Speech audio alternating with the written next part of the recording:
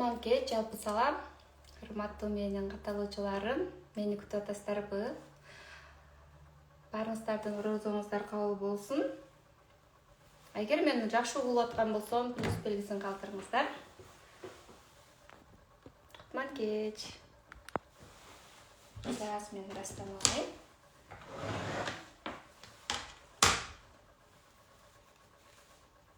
Кичине бардык адамдар кирип алгыча күтө туралы таанышып дегендей мени биринчи көрүп аткандарга менин атым Каныкей.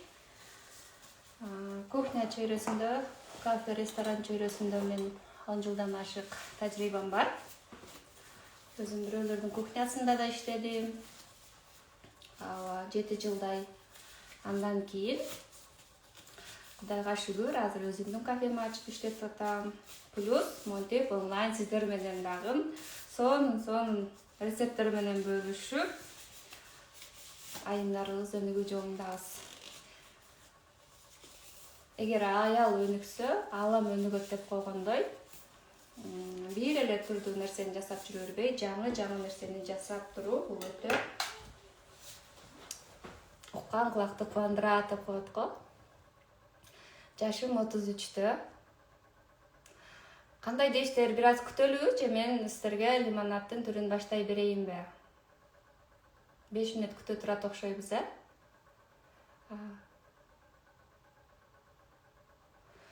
Макул. Гүлнар эжеке, сөзсүз көрсөтөмүн. Биз деген кээде ушундайбыз аялдарчы. Аялдар шашып кетебиз, каалообуз аябай көп нерсени сразу бир заматта каалайбыз дагы. Анан буюрса менин баракчама катталып, алдыңкы күндөрдө стористи карап турсаңыздар, мен сөзсүз сиздерге баардык рецепттерди ушинтип өтүп бергенге аракет кыламын.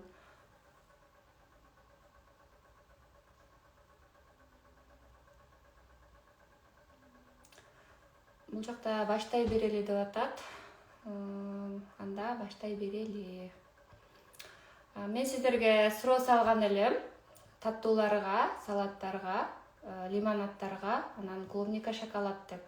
Мага эң көп көрсөткүчтүү лимонадтар келипти. Ошондуктан баягы көпчүлүктүн үнү баардык жерде угуш керек. Ошондуктан лимонадтарды тандадым. Бүгүн 3 түрдүү лимонадты сиздерге көрсөтүп берем.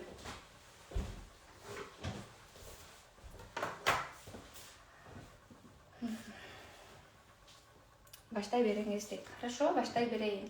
Эң биринчи мен мохито лимонадын сиздерге көрсөтүп берейин. Мохито лимонады.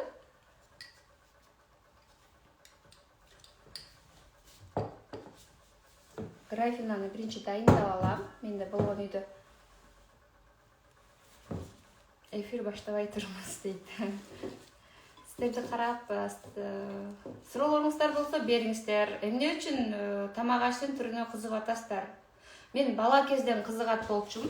Өзүмдү дагы бир аз тааныштырып кетейин. Анда бала кезден эле кызыгат болчумун, бирок мен өзүм кесибим мугалиммин. Химия, биологиядан негизи сабак беришим керек. Дипломум бар, бирок диплом менен иштеген жокмун. Хоббим менен эле иштеп, кухняга берип кеттим. Анткени мен бала кезден тамак жасаганды, түрдүү тамак жасаганды жакшы көрчүмүн. Азыркы күндө мен хоббим эле өзүм бизнесиме айланды. Азыр заман өнүгүп аткандай эле жанагы диплом, биз бир диплом алыш үчүн 5 жыл окуйбуз да. Мен өзүмдү эле мисалга алсам, мен парада сабакта отурганда эле баягы эме деп айтчым. Бардыр мен кухня ачам деп. Ошол сыяктуу сиздердин бала кезде кыялданып, кайсы кыялыңызда кантип сиз акча таап атканыңызды уже бала кезден эле элестетесиз да. Ошол сыяктуу бизнеске айлансаңыз болот экенине мен мисалы живой пример болуп бере алам сиздерге. Мен жакшы эле угулуп атамбы?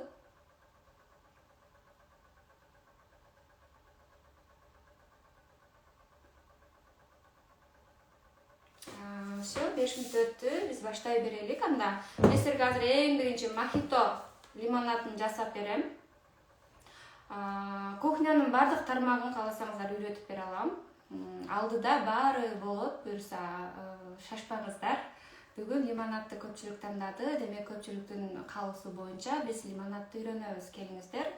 Алдыңкы күндөрдө кааласаңыздар выпечка, кааласаңыздар башка түр салат, коктейль, горячий тамактар баарыны сиздерге суроо салып, чогуу үйрөнө беребиз. Чогуу өнүгөбүз, чогуу тажрыйба топтойбуз дегендей. Анда мен баштадым.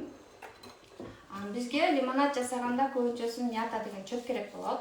Мята чөбү бул базарда да сатылат. Анан эшигиңиздер эгер жер тамда жашасаңыздар, айылда жашасаңыздар деле эшиктин астына эгсеңиздер бул өлбөс, өчпөс чөп өзү эле жылдан жылга көбөйүп өсүп жата берет. Айылда бизде жалпыз деп коет. Мунун бир түрү жалпыз. Мен мятаны жакшы көрөм, ошондуктан бар дайым мята чөбүн колдоном. Эгер сүйүүчүлөр болбосо, мята чөбүн колдонуу бул обязательно эмес. Бир аз майдалап алабыз. Анткени майдалаганда бир аз даамы батыраак чыгат. Мятаны мен биринчи эле эмеге салып алам, мохитого. Мохито бул лаймдын сиробунан жасалгандыктан бул өзү само себе эле өзүнчө эле кычкыл даам берген болот. Лимон кошуунун кереги жок. Чөптү саласыз. Анан эгер сиз сладкийди жакшы көрсөңүз, сиз өзүңүзгө эле балдарыңызга жасап бересиз да. Балдарыңызга жасап берсеңиз, анда сахар саласыз. Сахарды мен монтип өзүнчө бир идишке салып, өзүңүздүн табитиңизге жараша саласыз. Эгер сладкийраак, татуураак болсун десеңиз көбүрөөк саласыз. Азыр менин графинам бул жерде 1 литрден ашык көлөмдө элек. Ошондуктан мен бул жакта балдар мени күтүп атат. Менин үйүмдө бир аз коногум бар. Мен жасаган лимонадтарды ичем деп сахарды мен ушинтип эритип алам. Кипяток. Өзүнчө емкостко куясыз дагы. Сахарды сөзсүз эритип аласыз. Өтө эле жөнөкөй, ар бир үйдө сахар бар. Мята жөнүндө айтып кеттим. Эриткенде монтип аралаштырып эритип аласыз. Эгер сиз чыныгы деле кашык менен аралаштырып эритсеңиз болот. Мен сахарым эрип калды уже. Мятанын үстүнө куясыз. Эмне себептен мен мятанын үстүнө кипятокту куюп атам? Сиздер азыр ойлоп атсаңыздар керек, кантип бул жерде лимонад көрсөтүп атат, бирок кипяток куюп атат деп. Мята аябай аромат берет. Үйдө биздин ар бир үйдө ресторандын баарындагы колдонулуучу жабдыктардын баарын биз үйдө колдоно албайбыз да. Туурабы? Ошондуктан мен үй шартында жасалуу жолун көрсөтүп атам. Сахарды сироп кылып эритип куюп алдык. Андан кийин мен мохитого киви кошууну туура көрдүм. Анткени киви азыркы учурда сенасы аябай бизге туура келет, өтө деле кымбат эмес. Фруктулардан кивини алдым. Бир аз майдалап алып, кивини салабыз.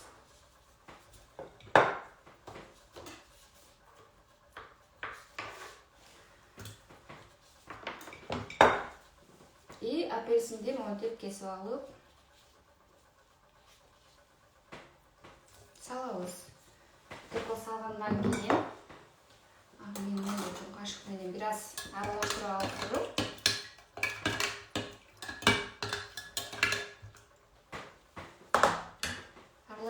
туруп,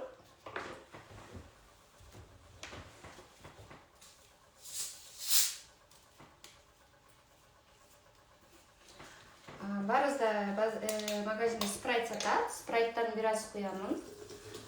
Негизи газировкадан аз эле куйган жетиштүү болот. Өтө деле көп куюунун кереги жок. Мен 100-150 граммдай куйдум. Андан сырткары газдалган суу. Газдалган суудан дагы 100-150 грамм куям. Болду, болгону ушунча эле кетет. Ушундай көлөмдөгү 1 литрден ашык. Бул мен азыр графинам 1 литр 200-300 грамм болуш керек. Ушул көлөмдөгү лимонадты жасаш үчүн болгону 200-200 грамм эле газдалган суу кетет.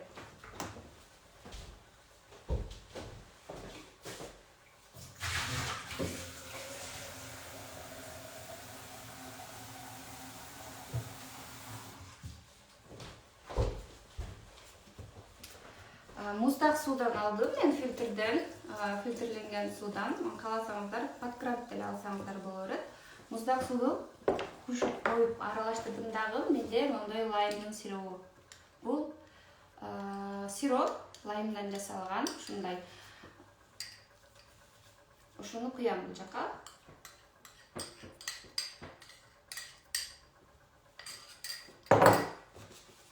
И аралаштырабыз. Мондой сонун цветтеги биздин мохито деген лимонадыбыз даяр болду. Мен азыр бул жака лёд салышым керек, бирок общий салбаймын. Азыр бул даярдалган лимонадты кичинекей балдар ичкен үчүн лёдду көп салбай эле, көлөмүнө жараша ар бирине стаканына салып берүүнү туура көрдүм. Сиздер жасаганда ушул жака эле лёдду сала берсеңиздер болот.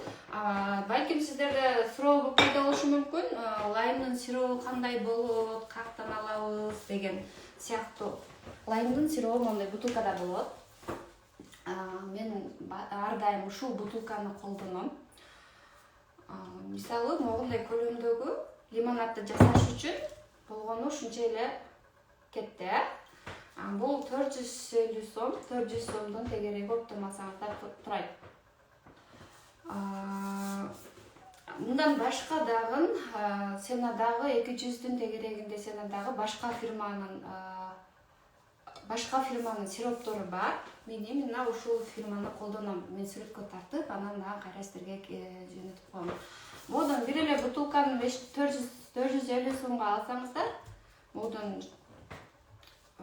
бир жайы менен ичсе болот балдарыңыз. Көпкө жетет, аябай берекелүү, анткени бул сироп. Бул фирманын аябай качествосы жогору болгондуктан мен постоянно ушунун алам. Мен сизге стаканга куюп берейин. Биздин лимонадыбыз ушундай болуп даяр болду. Азыр мен бир стаканга эле бир аз лёд салып, ар бир үйдө холодильникте лёд жасаган калыптарды алып эле лёд жасап жесеңиздер болот. Мен баарына бирдей салып салган жокмун лёдду. Мен стаканга эле салдым. Стаканга салып эле монтип куюп бересиздер. Анан балдарга жасаганда көбүнчөсүн бул жака салган мята, чөптөр балдардын оозуна кирип жакпай калышы мүмкүн. Муну кайра эле сүзүп койсоңуздар болот. Сүзүп туруп кайрадан эле мага куюп коесуздар. Бул лимонад болду. Мохито деген лимонад. Сиздерге жакты деп ишенем. Оңой эле үйрөттүмбү, кандай болду? Мага бир аз байланыш берип кетсеңиздер жакшы болот.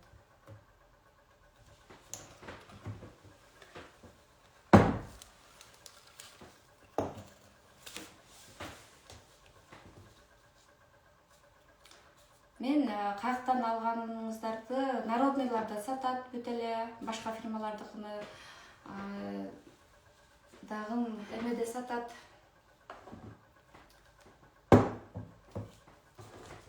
Экинчи, чисто үйдө жасаса боло турган лимонад жасайбыз. Мен азыр колумда турган бул малиновый варенье. Биз баарыбыз малинадан вареньяны жасайбыз, кышка кандайбыз үйдө, бул ар бир үйдө бар деп ишенем да. И натуральный болот. Азыр малина менен клубника. Мен клубниканы вареньям калбаган үчүн мен живой алдым. Бул клубниканы жайында эле алып, клубникалар болсо чирип баштаганда эле биз эзилип былжырап баштаганда эле ыргытабыз.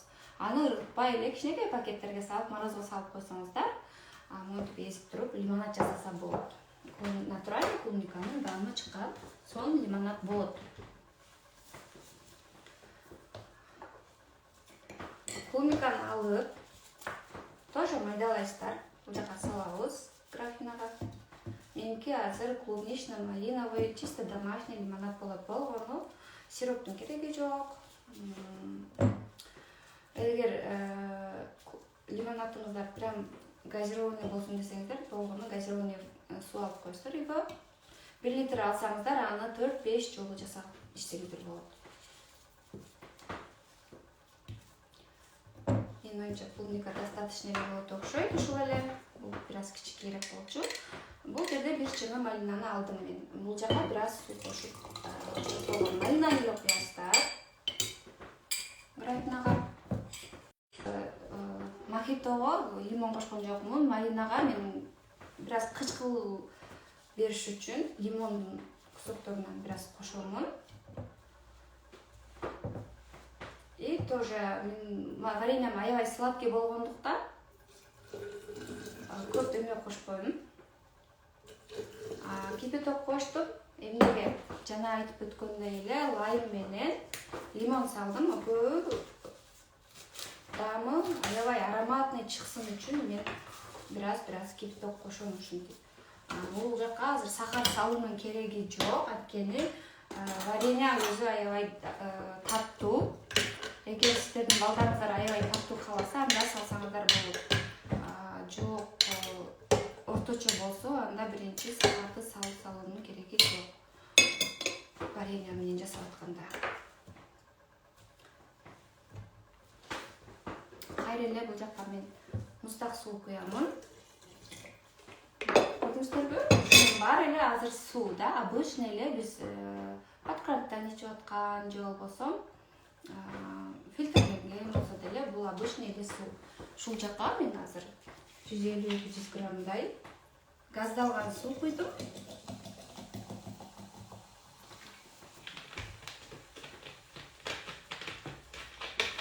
Ушундай эле спрайт куйдум. Эгер сиздер спрайт жок десеңиздер, только газдалган суунун өзүнүн бир аз көбүрөөк куюп жасасаңыздар да болот.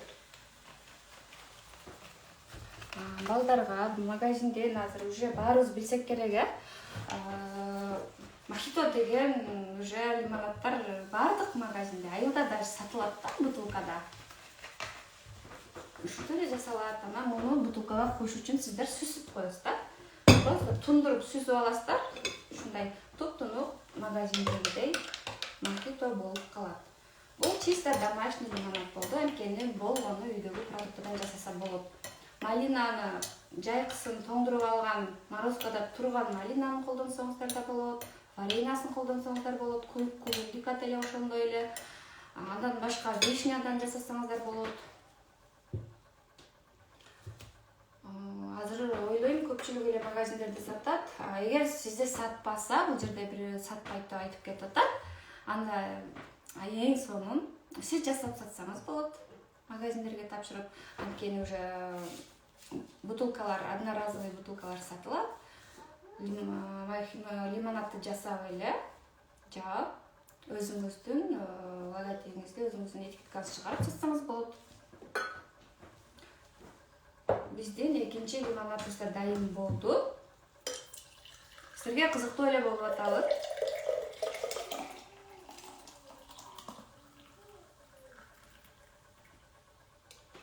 Экинчи лимонадыбыз малина клубничный болду. Меники үйдөгү эле бар продуктадан жасадым. Болгону мен спрайт менен газированный вода сатып алдым. Бул жака азыр бир аз күн салкын болгондуктан мен көп лёд салбай атамын. Эртең жайкысын, монун жарымысын эле лёд салып саласың. Суунун көп эле бөлүгүнү лёд эрип калат. Муз эрип эле суу болуп калат.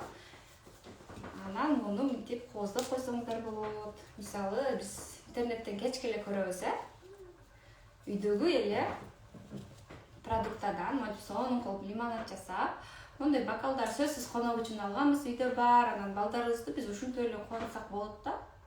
Балдарга жашаткан, өзүбүз да жасап сүйүп пишкен бул эмоция эч жерде сатылбайт.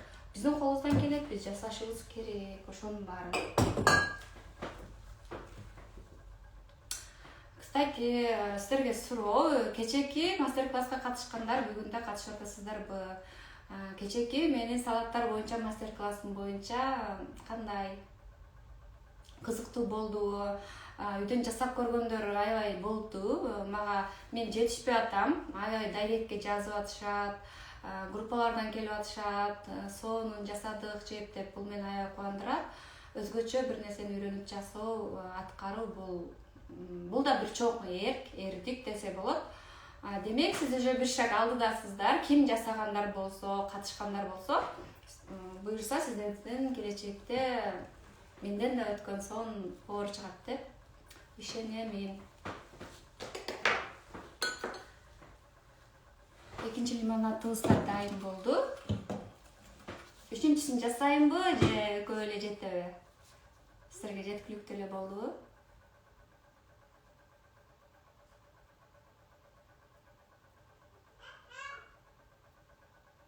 Ооба, эфирди сактап бериңиз деп сурангандыктан мен аракет кылдым, сактап койдум. Сакталуу турат, көрө берсеңиздер болот. Ошондуктан ал жакта баары даны эле көрүнүп турат деп ойлойм. Анткени биз аябай кече терең сүйлөшүп атып жасаганбыз.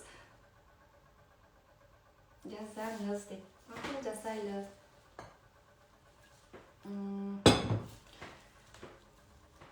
Үчүнчүсү деле бул сироп менен жасалат. Мен сироп алдым, лимондун кусогун алдым.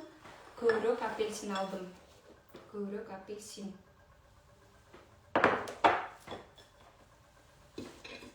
Анткени менде үйдө бар продукталар, барлары ушулар болду. Кафе боюнча айтып кетсем, кафе азыркы учурда ремонтто, буюрса жакынкы күндөрдө обновление болуп атат. Ачылышы болот. Сөзсүз сиздер менен бөлүшөмүн. Сиздерге суроо, сиздердин араңыздардан тамак ашты үйрөнүп, кайра эле ошол жактан акча жасоого кызыгасыздарбы? Ошондой бизнес кургусу келген айымдарыбыз да барбы? Мен ушундай айымдарга аябай жардам бергим келет. Менде азыр апельсин бар, колумда. Апельсинди бир аз бөлүп коюм чечтим. Апельсинди салам. Кайра эле бул жака. Лимон. Ушунча кусок салдым. Менде 2 штук клубника калган болчу. Фруктылар бул биз мультифруктуну деле иче беребиз. Анан 2 штук клубниканы мен ысырап кылып алып калбай бул жака салып тура көрдүм. Азыр негизи тега аябай көп болуп кеткендиктен алып калдым эле. Мына апельсин бар, лимон бар, клубника бар ичинде. Мага кайра эле дагы сахар керек болот. Себеби мен сироп менен жасайм муну.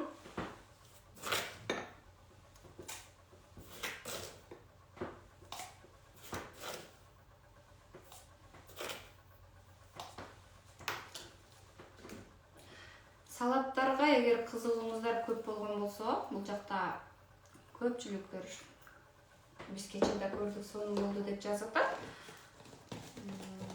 Ошондой салаттардын эгер 15 түрүн үйрөнгүңүздөр келсе, биринчи сөзсүз үйдө жасайсыздар, бир жолу, 2 жолу, ар кимдики ар кандай болот. Акырындап анан үйрөнүп алып, ошонун баарын бизнеске айлантсаңыздар болот. Кандай жолдорун мен сиздерге бөлүшүп турам. Ушинтип сахарды эритип алдык. Кайра эле бул жака куям. Кипятокту бир аз көбүрөөк куям. Мен чайникке куюп алган болчумун кипятокту. Анткени аромат бериш керек. Клубника бар бул жакта фруктулардан, апельсин, лимон бар. Анан эң башкысы мята бар. Мятанын даамы, ароматы чыгыш үчүн бизде деген аны жанчып, майдалап, эмесин кетирип отурбай, мен кипяток куюп коем. Бул мен өзүм үйдө жасаган методум. Кафеде болсо мынтип жасабайм. Кафебизде өзүнүн аппараттары бар. Молка бар, молка менен жанып чачып коебуз.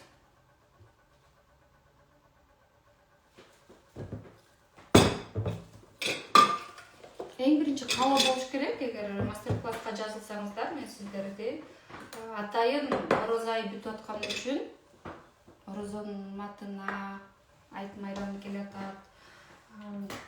Бул жашоодо бир нерсе аткарып кетиш керек деген мааниде акция коюп койдум. Эгер кааласаңыздар, конечно, каалооңуздар болсо, кызык болсо сиздерге кечегинде 3 түр жасаган салаттын 15 түрүнө плюс тамактарга, анан пончикке мастер-класс ачылган. Кечээ биз ачып бергенбиз төлөмдөрдү. 1200 курсту мен 300 сомго скидка кылып койдум. Менеджерлерге кайрылып төлөмдөрдү аткара берсеңиздер болот. Буюрса мен ал жакта сиздер менен 1 ай чогуу болом кайтарым байланышта. 1 айдан кийин сиздерге баарыңыздарга качан өзүңүздөр өчүрүп салмайын, группада калат сабактар. Все. Эритип алдык, бираз сахарды, кипток менен бираз күттүк. Эмне септим, потому что бул жакта аромат берсин, кичине фруктулар даңгы чыксын деп. Эми кайра эле мен 1,5 литрлик алган суумун даже жарым литрге түгө элек. Газдалган суу куйдум. Ушундай өлчөмдө. Эгер көп газдуу ичем десеңиздер, анда 1 литр спрайтты или 1 литр газдалган сууну баарын куюп салсаңыздар болот. Бирок мен азыр балдарга берем. Балдарга бергеним үчүн жарымысыны обычный суу куйганды туура көрдүм. Мен суу алып келейин.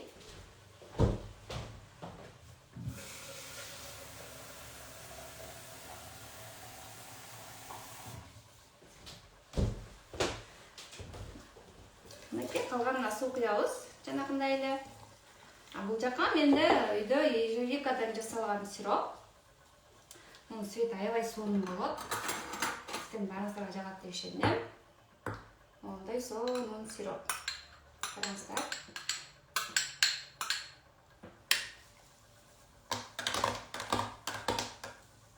Азыр сиропторду дагы кайрадан сиздерге көрсөтүп, сүрөткө тартып, сториске коюп берем.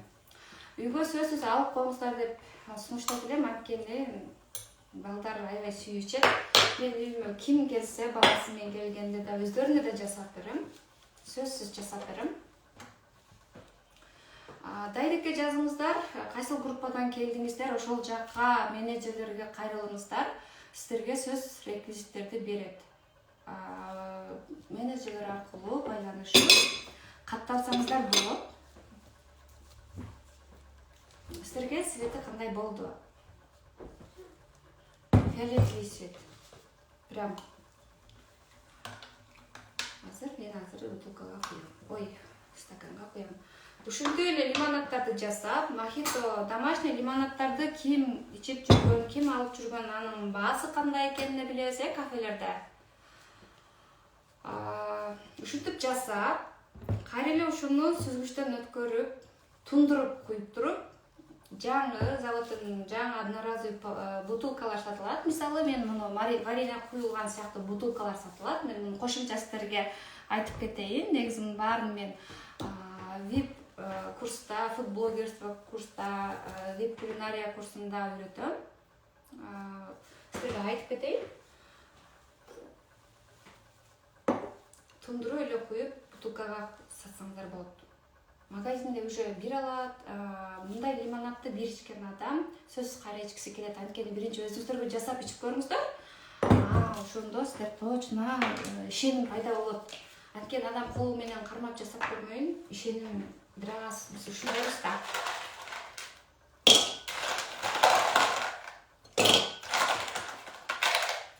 Менин үйдө бар бокалдарым ушулар экен. Лимонадыбыз даяр. Куюп берейин. Караңыздар, ушундай цветтеги лимонад болду.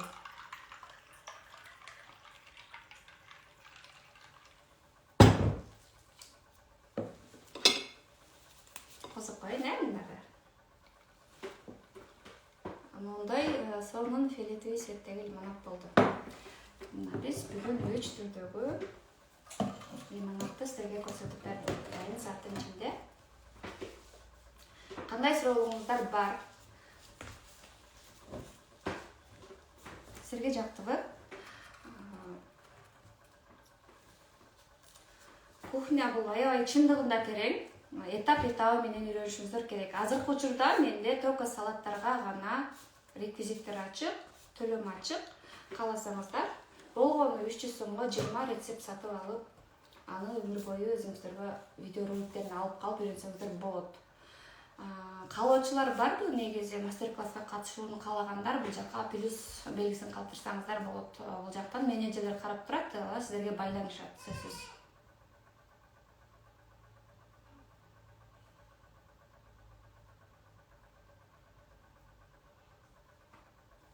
Чоң рахмат. Адамдын колу негизи чындыгында гүл, каалоосу болсо баарын жасайт, баардык нерсени кыла алат. Баарыңы көпчүлүгүңүздөргө загадка табышмак болсо керек, анткени муну сиздер бир мезгилде мен да ошентип ойлочумун. Кафеге барганда эле ушуну ичет болду деп ойлочук да. Эмнеге болбосун? Азаматсыздар, плюс койгон айымдарымсыздар өзгөрүүгө, өнүгүүгө, өзгөчө бир нерсени жасоого, үйрөнүүгө умтулган инсандар деп эсептейм. Анткени күн чындыгында азыркы учурда батып өтүп атат.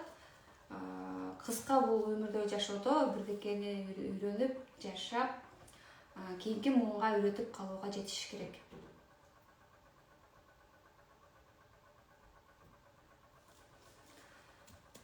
Ушинтип ойлочумун мен дагы, баягы кафеден гана ичсе болот деп.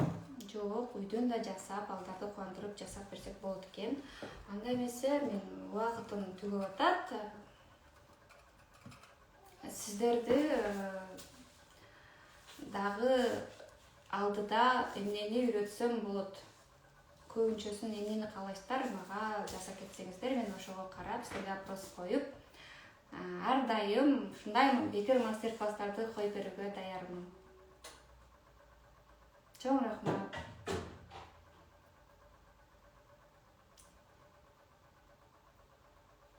Ооба, мындай да салаттар менен тамактар бир аз айкалышат, чогуу курста алып бара берсек болот.